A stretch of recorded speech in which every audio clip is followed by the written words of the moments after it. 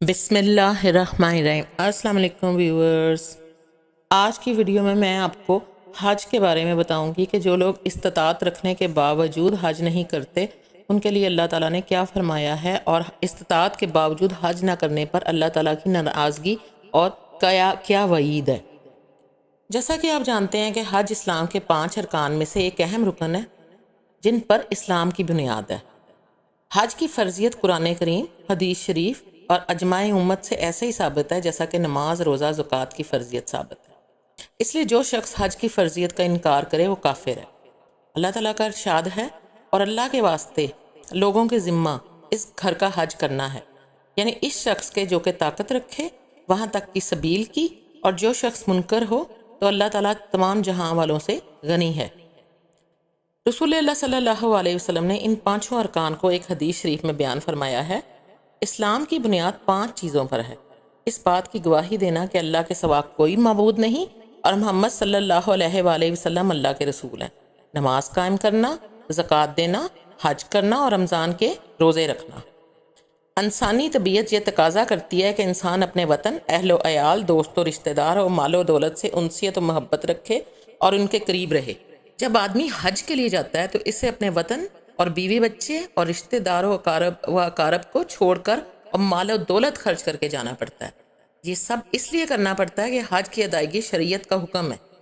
یہی وجہ ہے کہ شریعت نے حج کے حوالے سے بہت ہی رغبت دلائی ہے، انسان کو کعبہ مشرفہ کے حج و زیارات پر ابھارا، محبت وحی و رسالت کے دیدار کا شوق بھی دلایا ہے۔ حضرت ابو ہریرہ رضی اللہ تعالیٰ عنہ بیان کرتے ہیں، نبی کریم صلی اللہ علیہ وسلم سے دریافت کیا گیا کہ کون سے اعمال اچھے ہیں۔ آپ صلی اللہ علیہ وآلہ وسلم نے ارشاد فرمایا، اللہ اور اس کے رسول صلی اللہ علیہ وآلہ وسلم پر ایمان لانا۔ پوچھا گیا پھر کون سا عمل؟ فرمایا اللہ کے راستے میں جہاد کرنا۔ پوچھا گیا پھر کون سا عمل؟ ارشاد فرمایا حج مبرور۔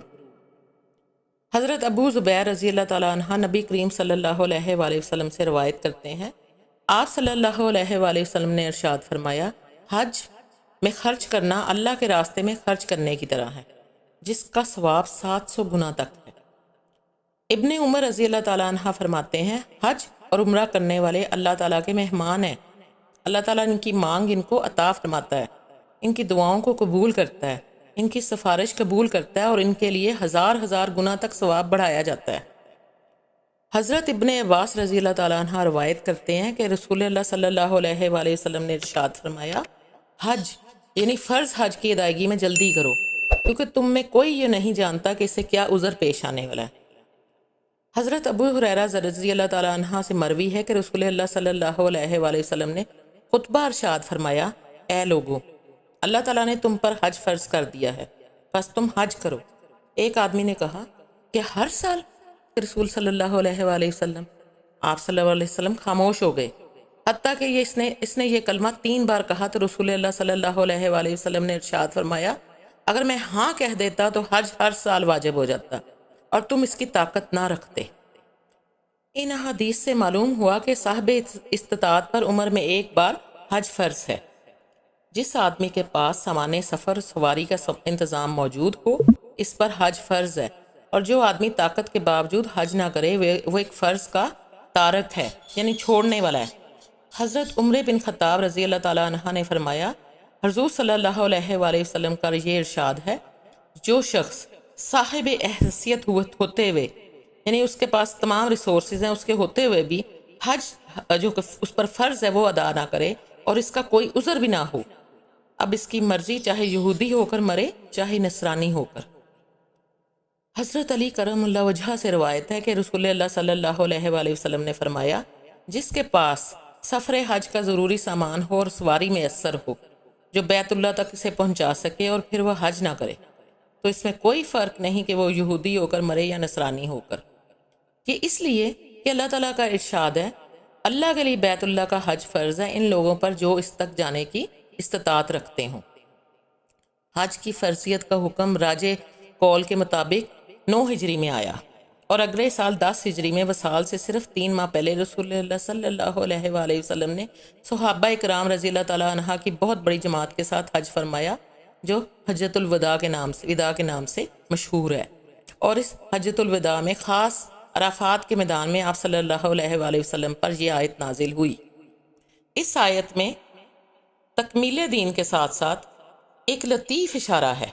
کہ حج اسلام کا تکمیلی رکن ہے۔ اگر بندے کو مخلصانہ حج نصیب ہو جائے، جسے دین و شریعت کی زبان میں حج مبرور کہتے ہیں، تو گویا اس شخص کو سعادت کا اعلیٰ مقام حاصل ہو گیا۔ لیکن جو شخص حج کرنے کی استطاعت رکھنے کے باوجود حج نہ کرے، اس کے لیے آغاز میں مذکور ارشاد نبوی میں بڑی سخت وعید آئی ہے۔ حج فرض ہونے کے باوجود حج نہ کرنے والوں کو مشرکین کے بجائے یہود و نصارہ سے تشبیہ دینے کا راز یہ ہے کہ حج نہ کرنا یہود و نصارہ کی خصوصیت تھی۔ البتہ مشرکین عرب حج کیا کرتے تھے، لیکن وہ نماز نہیں پڑھتے تھے، اس لیے ترک نماز کو مشرکین کا عمل بتایا گیا، اور رسول اللہ صلی اللہ علیہ وآلہ وسلم نے فرمایا کہ استطاعت کے باوجود حج نہ کرنے والوں کے لیے یہی بات ہے کہ ان کے لیے یہودی و نصرانی ہو کر مرنا گویا برابر ہے۔ حج کی فرضیت کے بارے میں سورہ آل عمران میں کہا گیا ہے کہ جو کوئی کافرانہ رویہ اختیار کرے، یعنی باوجود استطاعت کے حج نہ کرے، تو اس اللہ کو کوئی پرواہ نہیں، ساری دنیا اور ساری کائنات سے بے نیاز ہے۔ اس میں استطاعت کے باوجود حج نہ کرنے والوں کے رویوں کو من کفر کے لفظ سے تعبیر کیا گیا ہے اور سخت وعید سنائی گئی ہے۔ اس کا مطلب یہ ہے کہ ایسے ناشکرے اور نافرمان جو کچھ بھی کریں اور جس حال میں مریں، اللہ کو ان کی کوئی پرواہ نہیں۔ حضرت ابو ہریرہ رضی اللہ تعالیٰ عنہ سے روایت ہے کہ رسول اللہ صلی اللہ علیہ وآلہ وسلم نے فرمایا، جس شخص نے حج کیا، اس میں نہ تو کسی شہوانی اور فحش بات کا ارتکاب کیا اور نہ اللہ کی کوئی نافرمانی کی، تو وہ گناہوں سے ایسا پاک و صاف ہو کر واپس ہوگا جیسا اس دن تھا جس دن اس کی ماں نے اسے جنا تھا۔